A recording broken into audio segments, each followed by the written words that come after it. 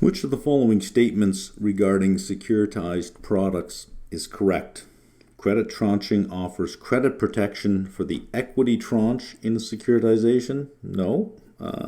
The equity tranche provides credit protection for the more senior tranches. Get rid of that. Pass-through securities are the simplest securitized structure and involve issuers retaining the underlying assets. Whoa. Issuers retaining the underlying assets are covered bonds, not pass-through securities. We can get rid of that. In a true securitization, the underlying pool of assets is removed from the balance sheet and transferred into an independent legal entity that issues securities backed by these assets. There we are. Upon a bankruptcy affecting a covered bond, the first available safeguards to protect against potential losses are remember, the covered bonds have a segregated pool of loans. And there's usually an over-collateralization for these loans against the bonds that are issued against it. And if that is not enough, you have the bank sitting in behind it. So it's asking for the first available safeguard. It would be the ring-fenced loans.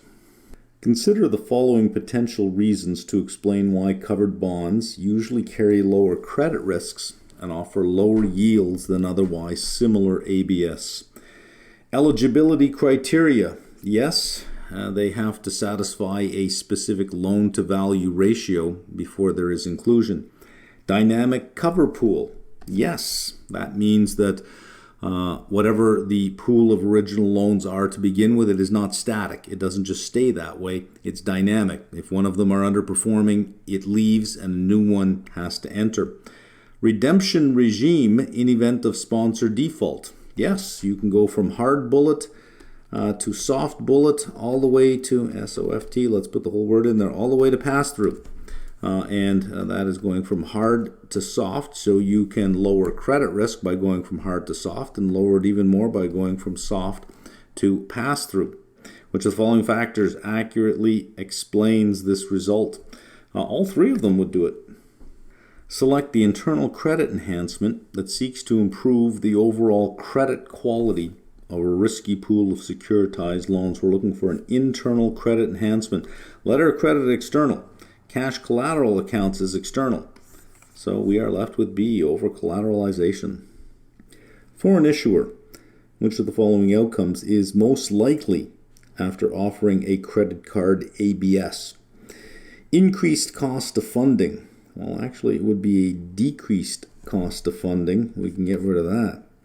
C, let's just jump right to C. Increased cost of default risk. It would be a decrease in default risk. We're looking at the issuer here. For an issuer, because these loans are now gone. We don't have to worry, or these receivables are now gone. So it is a decreased cost of default risk.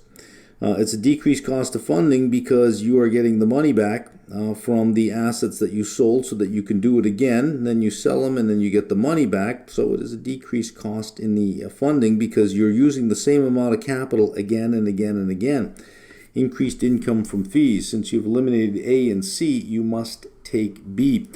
The credit card company, the issuer, will continue to service that pool of credit card debt, and there's always a servicing fee from that. If the credit card company had to keep it on their balance sheet can only handle a certain size of receivables.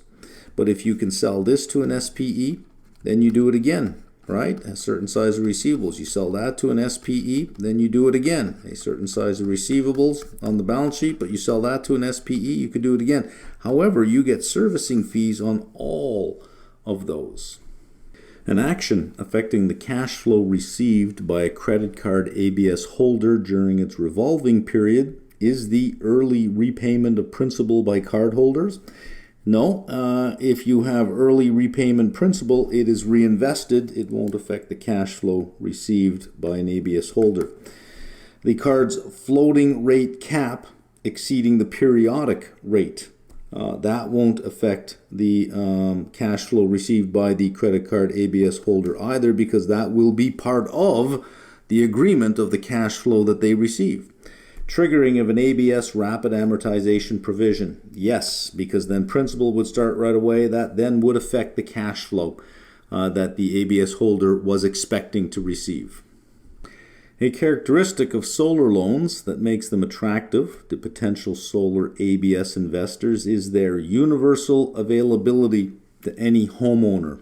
Well, I don't know that that would make the ABS bond attractive. We can get rid of that.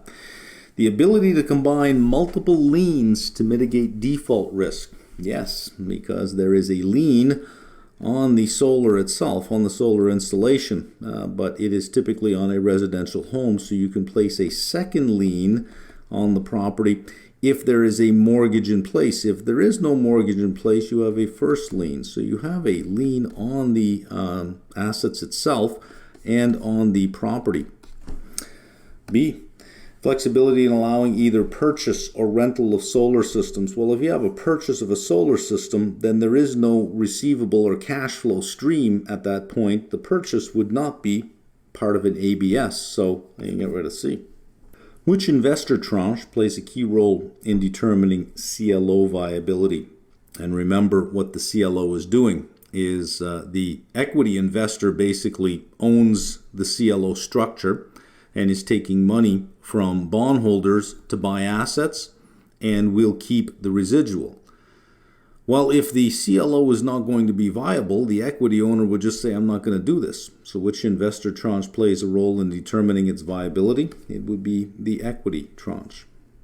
The inclusion of assets into a CLO collateral pool is completed during a subsequent ramp-up period.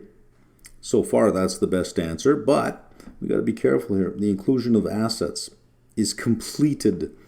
The inclusion of assets up to the amount of the CLO proceeds happens during the ramp-up period. But remember, there is a revolving period after that in which the collateral manager can buy or sell assets. So assets can be included in a CLO past the ramp-up period. Prior to the close of the CLO transaction, well, we know that's not true. Between ramp-up and loan maturity on meeting certain requirements. There we are. When a CLO transaction experiences a collateral pool default, senior tranche holders are guaranteed full repayment. Well, they're not guaranteed full repayment, so we can get rid of A. Let's just jump to C. Losses are distributed proportionately across all the tranches. No, they are not. You have to take B, even though you probably don't know what B means, and the reading never mentioned anything about B whatsoever. Call features embedded in bonds likely affect junior tranches. I'd like to tell you what that means, but in a collateral pool default combined with call features affecting junior tranches, I don't have the math to get that done for you. That is the right answer. How do you know it's the right answer? Because there can only be one answer, and you know you can eliminate A and C. So you don't have to understand why B is correct. You just have to say, well, A and C are not correct. I must take B. And if you are frustrated with this question because the reading has nothing about this, well, you're right. The feature of a covered bond transaction most likely shared with both CDOs and non-mortgage ABS is its specified loan-to-value cutoff. Well, that doesn't make any sense in light of a credit card receivable. So I don't think a covered bond transaction, which does have a specified loan-to-value cutoff, would matter with non-mortgage ABS. So we can get rid of that. Multiple tranches for the cover pool. Cover pool typically contains one tranche. Get rid of that. You have to take C. Distinct maturity and settlement dates. That means you buy a bond, you know exactly when it's going to mature, and you know exactly when your payments are and when it will settle. Yes. Which of the following statements about CDOs is correct? The collateral pool for CDOs are static. No, they are dynamic. They can change. The collateral manager can move loans out of the pool and new loans into the pool. The proceeds to pay the CDO bond classes can only come from interest payments. Well, it can come from interest and principal and the sale of the assets themselves. So we can get rid of that. A CDO is a levered transaction where the equity tranche holders use borrowed funds to generate a return above the funding cost. Yes.